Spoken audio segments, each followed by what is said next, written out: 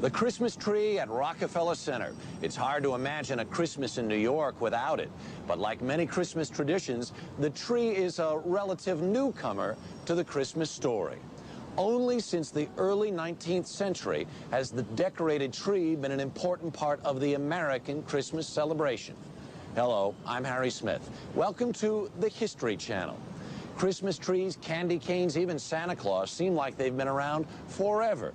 But many of these Christmas traditions are surprisingly recent. Join us as we look back at how a holiday that started in pagan Rome became the centerpiece of the Christian year, and why this season is known as much for shopping as the birth of the Christ child. Stay with us for Christmas Unwrapped.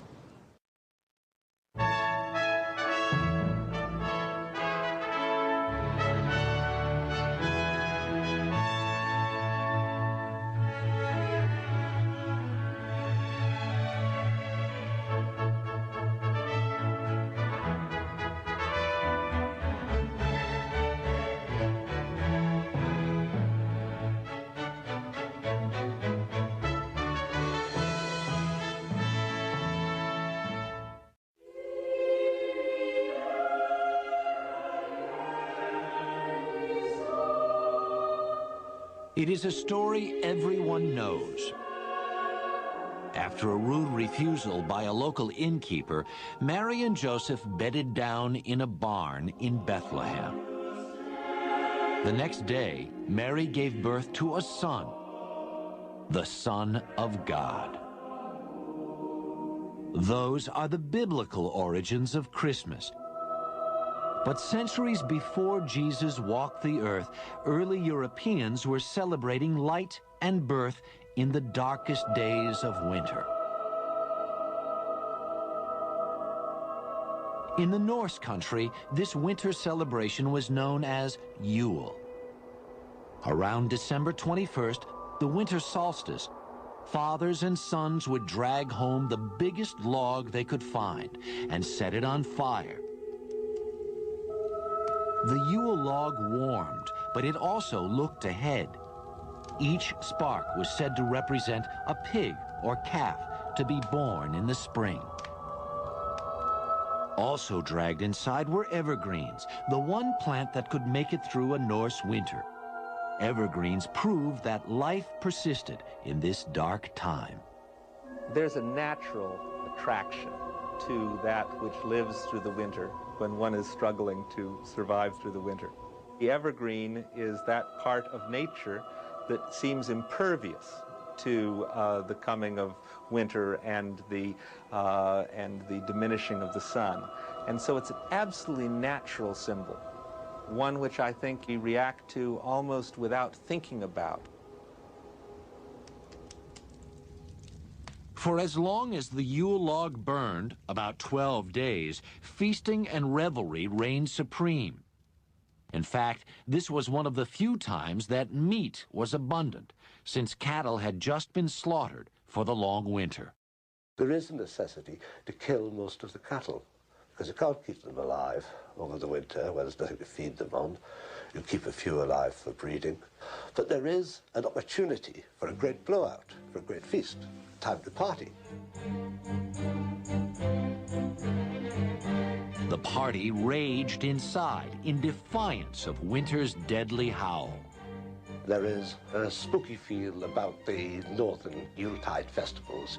You may be all right there in the hall with the blazing fires, but outside there are demons, there are spirits. In Germany, the pagan god Odin lent his name to this midwinter holiday. Early Germans were terrified of Odin, whose nocturnal flights decided who would prosper or perish in the coming year. Later, we'd see another Christmas sky rider, Santa Claus. But for now, staying inside became the smartest choice at this frightening time of the year.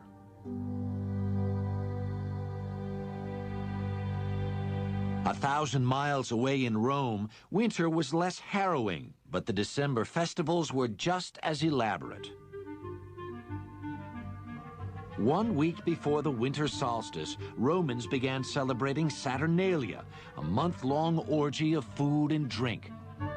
Named for the god Saturn, which meant plenty, Rome's established order was turned on its head during this wild, delirious time.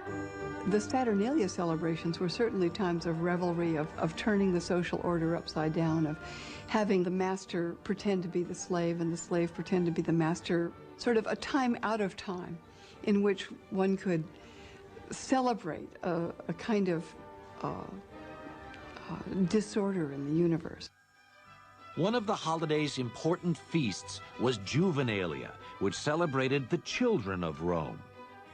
Although these early festivals are not necessarily about children particularly, though they are about fertility, children did have their particular place. The indulgence of children, of course, is very much a part of our modern Christmas, but it did have its place even in these ribald, drunken festivals that the Romans had.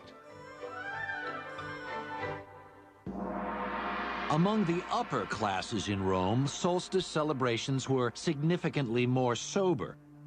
Many influential Romans worshipped Mithra, the god of the unconquerable sun. To this small but powerful sect, the birthday of Mithra was the holiest day of the year.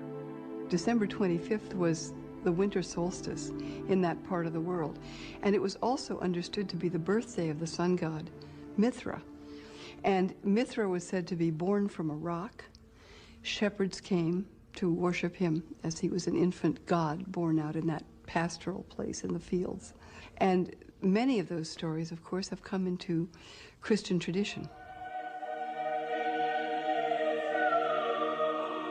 While Romans were worshiping the sun god, a new religion was taking hold throughout the empire. At first, Christians didn't celebrate the birth of Christ. His resurrection was the essential fact of the new religion. By the 4th century, however, the question of the holy birth became impossible to ignore. For Christians, the fact of his birth was settled, but the date remained a mystery. The Bible doesn't mention exactly when Christ was born, but certain facts suggest it probably was not in December. So if you're going to sort through the runes of the scriptures, Jesus was probably born in the spring. If the shepherds are out in the fields watching their flock by night, we're not talking about one of the cold spells at the heart of winter. If pagan Rome was already celebrating the birth of Mithra on December 25th, it seemed natural to honor the birth of the Christ child at the same time. By the 4th century, the church made it official. December 25th was declared the feast day of the Nativity. But of course, it's a very short step from the feast day of the risen sun, S-U-N, to the feast day of the risen sun, S-O-N. So in a sense, it's a very good choice, and the symbolism is there because, the feast day of the unconquered sun was about fertility, about birth, and so obviously is the Christian Christmas. The church knew it could not outlaw the pagan traditions of Christmas, so it set out to adopt them. The evergreens traditionally brought inside were soon decorated with apples, symbolizing the Garden of Eden. These apples would eventually become Christmas ornaments.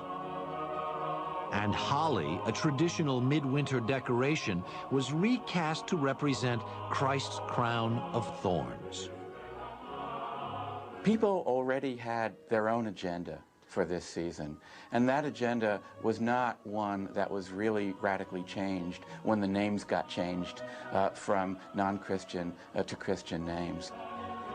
The church pretty much had a policy of live and let live. If people would call themselves Christians and do lip service to the birth of the Savior, then let them do anything that they wanted to do with it. But on the other hand, by assigning the Nativity to that time of year, the church really gave up the opportunity to control the way that celebration took place. The tension between piety and revelry at Christmas would reach its logical and extreme conclusion in Puritan England, when the holiday would be considered so un-Christian it was done away with altogether.